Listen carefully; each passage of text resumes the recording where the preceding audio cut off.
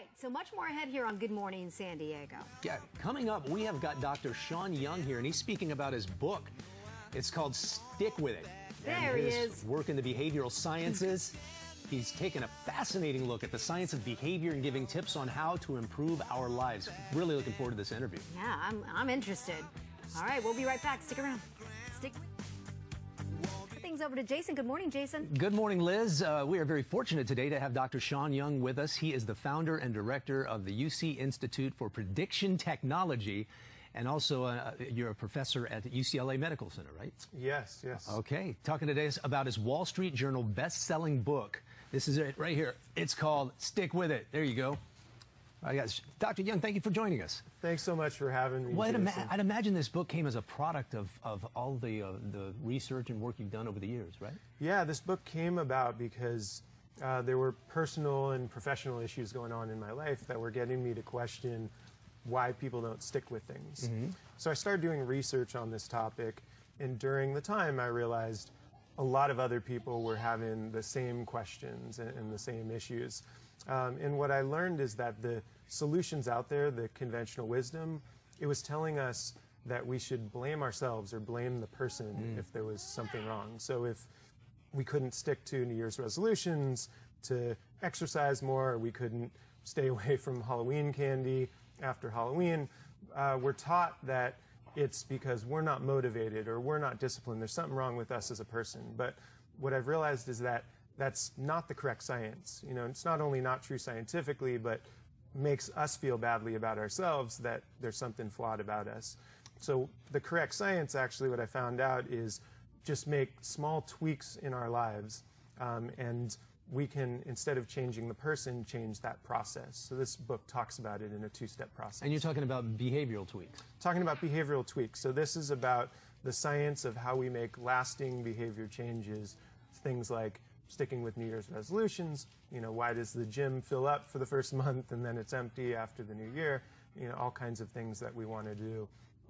Be able to stick to hobbies or stick to work behaviors. Let's use an analogy that you used earlier when you talked about Halloween candy. Yeah. Okay, you can't stay away from Halloween candy.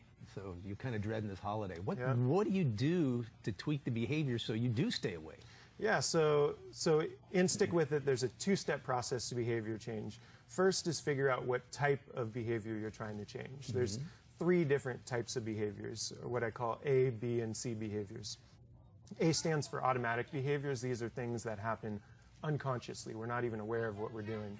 B behaviors are things that are, we're aware of what we're doing, but we feel like we can't stop. I call it, they're burning behaviors, like addictions are often B behaviors.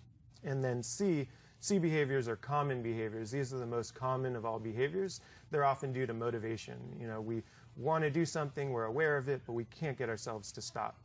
So I think probably in most cases, eating leftover Halloween candy would be a C behavior. It's something where we're aware of it, we know the candy's right there, but we're just going to eat it because it's right there. The C might stand for compulsive, right? C, yeah. So compulsions are actually, that's a B, a burning behavior. That's a good, that's a great, where we feel like we have to do this.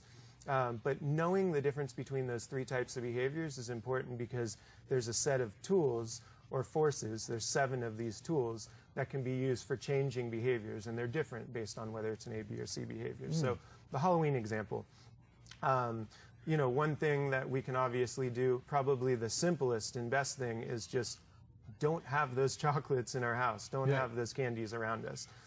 That's a force called easy, where if we make it easy for ourselves to stick with something, we're going to be more likely to do it.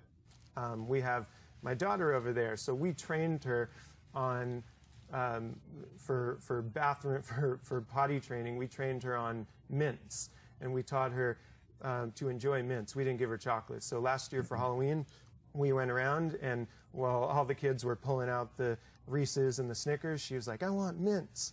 So that's one way of making it what I call captivating. Change the reward structure and make it so that there's other things that are rewarding. We can do that with kids easier because she hadn't tasted chocolates.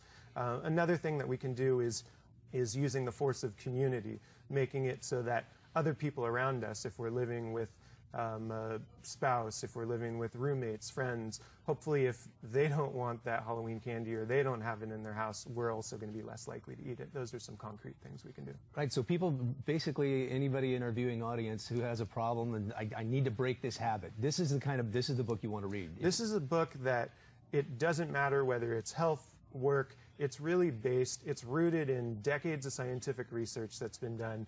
I tested it out and have done it with our patients at the UCLA Medical School, research participants, business that I do, and in my own life.